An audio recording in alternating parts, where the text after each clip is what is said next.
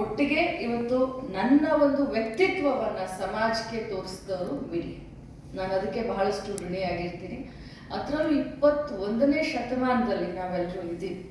ಇವತ್ತು ವಿಶ್ವ ಬಹಳ ಭಾರತ ದೇಶವನ್ನು ನೋಡ್ತಾ ಇದೆ.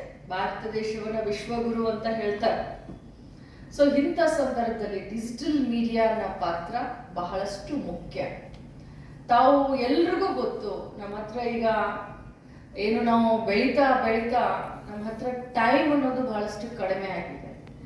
ನಾನು ಓಡಾಡಿಕೊಂಡು ಮೊಬೈಲ್ನಲ್ಲಿ ನಿಮ್ಮ ಯೂಟ್ಯೂಬ್ ಚಾನೆಲ್ಗಳನ್ನ ಬಹಳ ನೋಡ್ತೀನಿ. ವಾಟ್ಸಪ್ ಗ್ರೂಪ್ಗಳನ್ನು ನಮ್ಮ ಬೆಳಗಾವಿನಲ್ಲಿ ತುಂಬ ಮಾಡಿದ್ದಾರೆ. ಮೀಡಿಯಾ ಗ್ರೂಪ್ಗಳು ತುಂಬ ಇದ್ದಾವೆ. ಕ್ಷಣಾರ್ಧದಲ್ಲಿ ಇಡೀ ರಾಜ್ಯದಲ್ಲಿ, ಇಡೀ ದೇಶದಲ್ಲಿ, ಇಡೀ ವಿಶ್ವದಲ್ಲಿ ಆಗೋದನ್ನ ನಮ್ಮ ಡಿಜಿಟಲ್ ಮೀಡಿಯಾ ಫ್ರೆಂಡ್ಸು ಬಹಳ ಬೇಗ ಶೇರ್ ಮಾಡ್ತಾರೆ. ಅದರಿಂದ ನಾವು ಎನಿ ಕಂಡೀಷನ್ ನಾವು ಅಪ್ ಟು ಡೇಟ್ ಆಗಿಬಿಟ್ಟಿರ್ತೀವಿ. ಇವತ್ತು ನಾವು ಬಹಳಷ್ಟು ಅಪ್ ಟು ಡೇಟ್ ಯಾಕೆ ಆಗಿರ್ತೀವಿ ಅಂತಂದರೆ ಬಿಕಾಸ್ ಆಫ್ ಡಿಜಿಟಲ್ ಮೀಡಿಯಾ. ಅಮೆರಿಕಾದಲ್ಲಿ ಏನಾದರೂ ಒಂದು ಬಾಂಬ್ ಬಿದ್ದಿದೆ ಅಂತಂದರೆ ಒಂದೇ ಒಂದು ನಿಮಿಷದಲ್ಲಿ ನನ್ನ ಮೊಬೈಲ್ನಲ್ಲಿ ತಾವು ಡಿಜಿಟಲ್ ಮೀಡಿಯಾ ಮುಖಾಂತರ ನಮಗೆ ಸಂದೇಶವನ್ನು ಕೊಡ್ತೀರಾ, ನ್ಯೂಸನ್ನು ವಿತರಿಸ್ತೀರಾ. ಸೊ ನಿಮ್ಮ ಪಾತ್ರ ಏನಿದೆಯಲ್ಲ, ಇದು ಬಹಳಷ್ಟು ಸಮಾಜದಲ್ಲಿ ಬಹಳಷ್ಟು ದೊಡ್ಡ ಜವಾಬ್ದಾರಿಯ ಪಾತ್ರ ಅಂತ ನನ್ನ ಅನಿಸಿಕೆ. ಯಾವುದೇ ಮೀಡಿಯಾ ಜವಾಬ್ದಾರಿಯ ಪಾತ್ರ. ಈಗ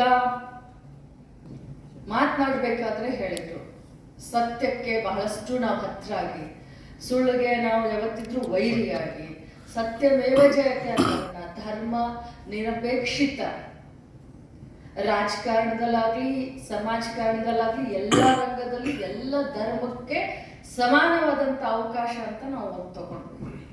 ಸಬ್ಕಾ ಸಾಥ್ सबका विकास और सबका विश्वास.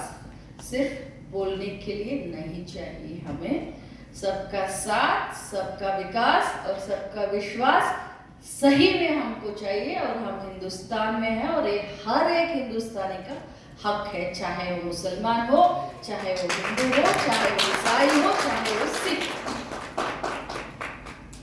ಯಾಕಂತಂದ್ರೆ ನಾನು ಮೊದಲೇ ಹೇಳಿದೆ, ವಿಶ್ವದಲ್ಲಿ ನಮ್ಮ ಸಂವಿಧಾನವನ್ನು ನೀವು ವಿಚಾರ ಮಾಡಿ ಬಂಧುಗಳೇ, ಡಿಜಿಟಲ್ ಮೀಡಿಯಾದವ್ರು ಇದ್ದೀರಾ, ಎಷ್ಟು ಬೇಗ ವೈರಲ್ ಆಗಿಬಿಡುತ್ತೆ ನಿಮ್ಮ ನ್ಯೂಸ್ಗಳು ಅಂತಂದ್ರೆ.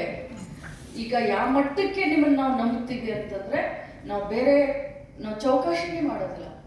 ಮೀಡಿಯಾದಲ್ಲಿ, ಡಿಜಿಟಲ್ ಮೀಡಿಯಾದಲ್ಲಿ ಬಂದಿದೆ ಅಂತಂದ್ರೆ ಅದು ನಿಜ ಅಂತ ತಿಳ್ಕೊಂಡ್ಬಿಡ್ತೀವಿ.